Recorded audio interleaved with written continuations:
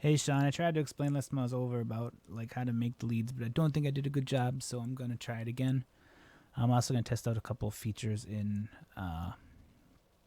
my webcasting software just for kicks. Okay, so if we go to Ableton, how do we do that there? Okay, let's go to Ableton. Check this out. Nice, right?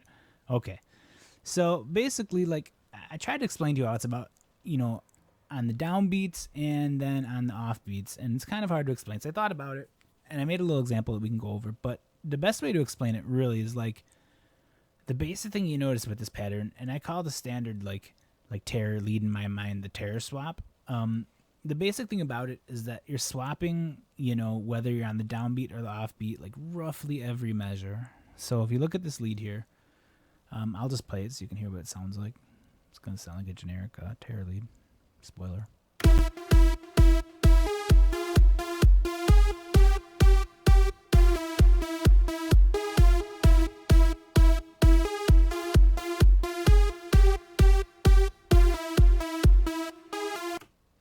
Okay, so that's the basic thing. You'll notice there's 4 downbeats, and then after like the 4th one here, we immediately, like on the 8th note afterwards, move to the offbeat. So it's down, down, down, off.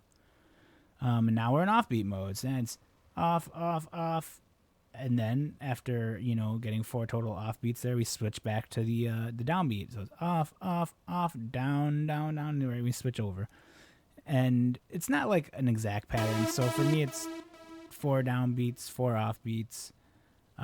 Here we have 5 downbeats, and then we have another 4 offbeats, and then we finish on a downbeat. And that's like really the basic structure of these kind of leads. Yoon taught me a little bit like about using note painting just to fill in leads, and it works really good. Well, I should have thought about it because it works with these leads too. If we want to make things a little more sinister, we can just drop in. I decided the song's in the key of E, so we just drop in E as the root note. It kind of makes it a little, I guess, more spooky and also a little more driving. So check this out now.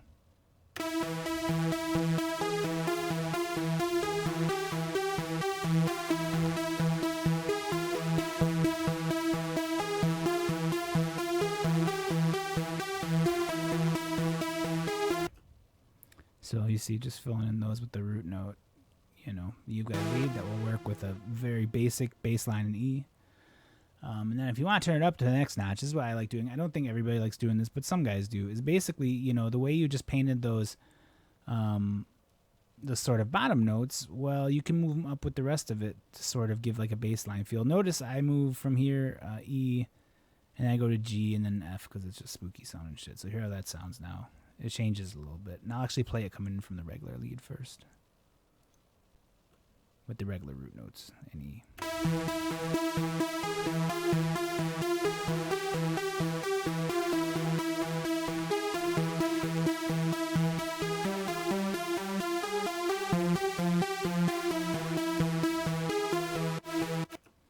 So it's very much like how like a God module.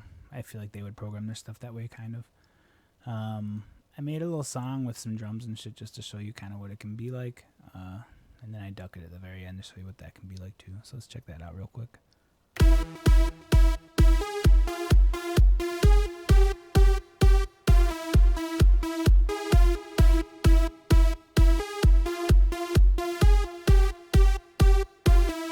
And there's bass lines added here.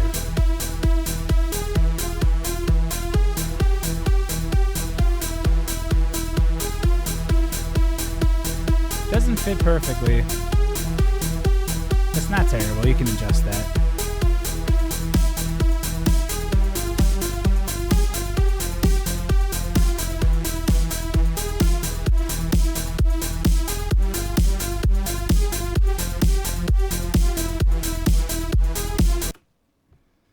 And there you have it. That is how I would approach trying to make a terror lead. Just start off with the basic part. You want to plan on having different like sequences of almost the same lead just to let you stretch shit out and keep it interesting. So you make the basic lead, then you do something with the notes, and then this. Another thing you can do that works good too is maybe instead of let's duplicate this. Another thing that should be pretty evident is the other thing you can do then is like since in terror shit, the leads kind of are the bass lines. Like you can just duplicate stuff and it will work okay. It's like if I just chop that how you just saw, it'll be like.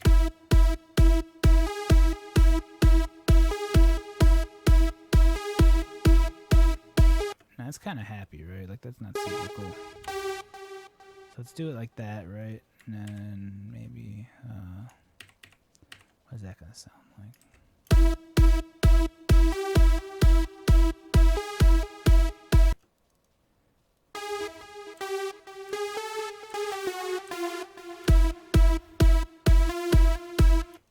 I don't know, but you can do stuff like that. And then, similarly, if we go here, what will this be like? It's the same shit, right?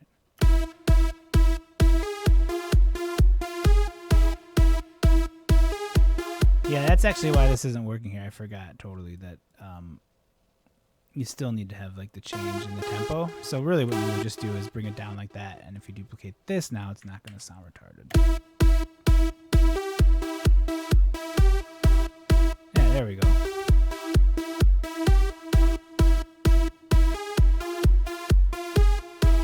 So that's another way we looped it, and then right back into the actual lead.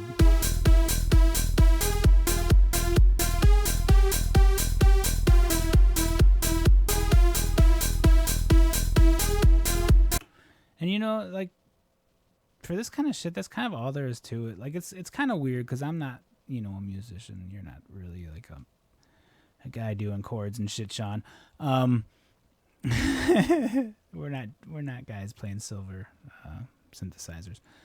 But like, I try and look at it almost like in terms of patterns. It's not mathematical. That's not the right way to say it. But just kind of, you start to notice the patterns in the way you do these things. And, you know, when you think of like, you know, what if you had this?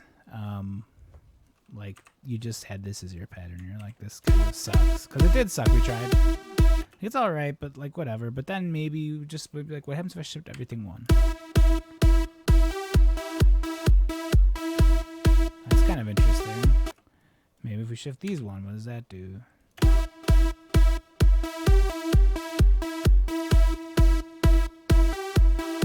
Now we paint in some shit.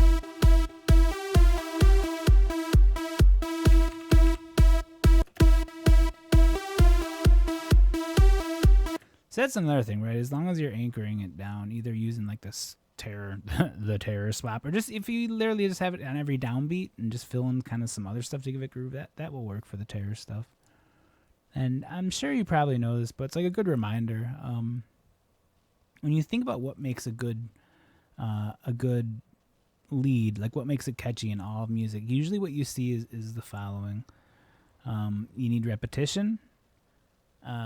You generally want to see little steps, like, you know, do-do or do-do. You want steps, you want jumps, and you want steps up and step down. So if you look, it's regular, jump up, step down, regular, step up, jump down, and then that. So that's like, you know, from a music theory perspective, kind of what you would expect to see in a catchy lead. Now, I think I moved some of these notes around. What does this actually sound like?